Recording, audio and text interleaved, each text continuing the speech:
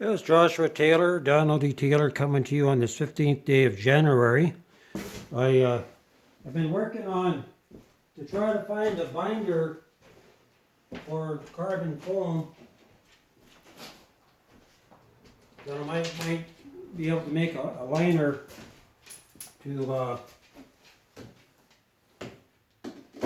pour into a refrigeration unit or a stove for superheating capabilities. It does work with the dry pack if I just put in a dry pack powder.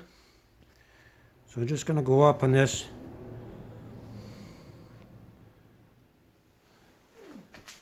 The first attempt was using white glue. So I was able to heat this up. It does stop a good part of the heat, but it's only white glue and I mixed enough carbon foam powder in this to make a paste and left it dry, and it took a long time to dry, about a week, and I did heat it up and it started to stink, so I stopped it. But it does form a really hard brick.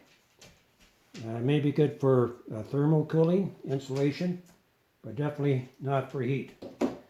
My attempt yesterday, the last couple of days, I made a 50-50 mix, 2 caps of carbon foam and 2 caps of refractory cement, and I baked it a little bit at about 300 degrees, and it just turning into powder. Just no good, didn't work. So in this attempt here, this is 2 caps of carbon foam and 1 refractory cement. It's still fairly heavy. I had it drying on the radiator overnight, and it might work. I don't know, but it still feels too heavy. So when I dry it out, it could end up falling apart, as in this test here. But we're trying to make a something, turn the carbon foam into a liquid that you can actually pour. I'm just going to show you something. This is what I'm working on. I need to finalize the design,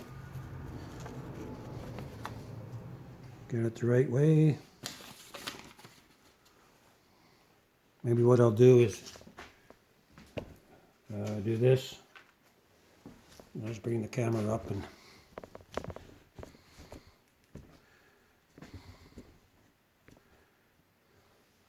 just enlarge. So you can see I got 2 liners, 1/8-inch steel liners, 2 steel cylinders. One's about 10-inch diameter, another one's about 12-inch diameter. I need about at least a 5/8 to 3/4 inch gap. You can see the gap. I got a little pointer here. You can see the gap, the gap right in there, and that's where I'm going to put crushed carbon foam. And I might do the same thing in the bottom, right? And there's a reason for that, because I want to see what the values are. I think I was going to pour refractory cement in the bottom so I can do a comparison. We already know the values of refractory cement. You know, they can be found out. And I'm thinking that the carbon foam as a dry pack powder is going to have higher potential than refractory cement for blocking in heat, holding heat in, right? Then on the bottom I'll have some ceramic wool, and 3 inches up there's going to be a plate that's going to be welded in with holes, right? I'm going to also have a pilot hole in the center for a spindle, and that there is a 2-inch nipple that's going to be welded on. I probably cut the nipple at a 45 so the flame from the jolt pipe goes in at a tangent, right? So on the top is just going to be a plate with it's going to have a nipple welded on the top, and I'm going to have a ceramic wool liner on the top. So it's going to be a fully insulated unit. And inside, you see that little tree. So it's going to be 1/2 inch reed rod through the center. That's going to have a large washer on the bottom so I can actually turn it. I want to be able to turn the carbon foam on the inside that's being gasified, or the bread that's being gasified into carbon foam. And so all these plates, there'll be 8-inch plates. Then I can just use sections of 1 inch, 1 inch pipe to make a stack, and then on each plate I'll be able to put six of these, but shorter pieces, right? And I just put those nipples on the plates, and then fill it with bread, and I might put a weight on the top that's going to fit into the nipple. So when the carbon foam bread is being converted into carbon foam over the process of 30 to 45 minutes, that it actually doesn't allow it to curl, and it should give it a little bit of compression that's going to make a higher grade. And but I know these wafers that I'm making, they take a tremendous amount of heat, and it works in the powder form. And I know there is going to be it's going to have a value down the road for building the places of refuge, for building the furnaces and heating systems and refrigeration. And so once this is all made, if I could actually pull out this tree there, and I could put a bucket of ice in there and close it up and see how long it takes to melt. Is the carbon foam going to keep the heat from dissipating? We already know that it does absorb. When I did the snow test, it does absorb. Went from 55 degrees down to about 35 degrees. So it does absorb cold, but also on the outside, you got the ability where it's able to absorb heat on the outside. So you might get a balance. So if you had a 1/2 inch or 3/4 inch liner of crushed carbon foam, you might get a balance where you could actually make a refrigeration unit, like a little unit for a little cooling box, set it out in the sun, and it's not going to allow the heat from the sun ever to penetrate through. So there could be some value in this. This would be big, because refrigeration is going to be a big thing in the places of refuge. And so these little box units could be built into the Ark ships, right? It's one of the survival tools, and it's going to be interesting. Also, I can take the tree out, and I can put in just a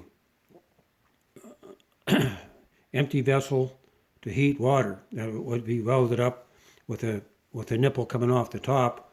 So I would be able to measure, use it as a measuring device to measure the BTU of the Joe pipe. So once I know how much propane that I'm using in a BTU test, I'll be able to give you the exact figures. So, God's given, He gives you imagination. He lets you play around, and you can use your imagination to develop these different tools that you need for the process.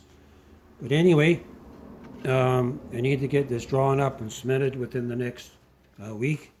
It could cost, I'm hoping it doesn't cost too much. I'm just going to give you a shot on this here.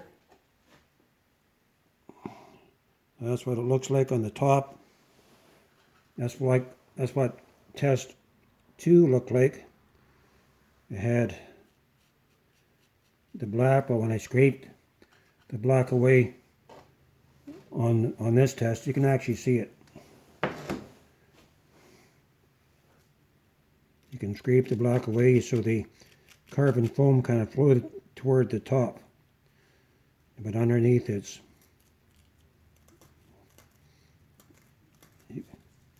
can see it just gray. And on this one, I'll just use this probe here.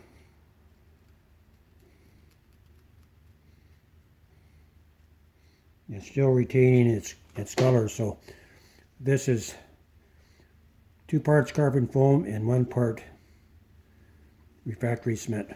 So I'm going to leave that. I might put her in the oven on low and just see how it comes out. Okay, this is it for today. I might do one more video on what Gil Bassar is expecting and what Mike from around the world is expecting this coming May. Because if we, if Nibiru shows its face, we're talking about this is your final wake-up call. It's the sounding of the bell to prepare for judgment on the earth, right? That's what Nibiru is. It's a sign of God's judgment on the earth that we need to prepare for, and be a calling for the bride to awaken and to rise and come together in these places of refuge. So we're going to leave it here. This is Joshua Taylor coming to you from my work 20 in Boston Bar, British Columbia, Canada.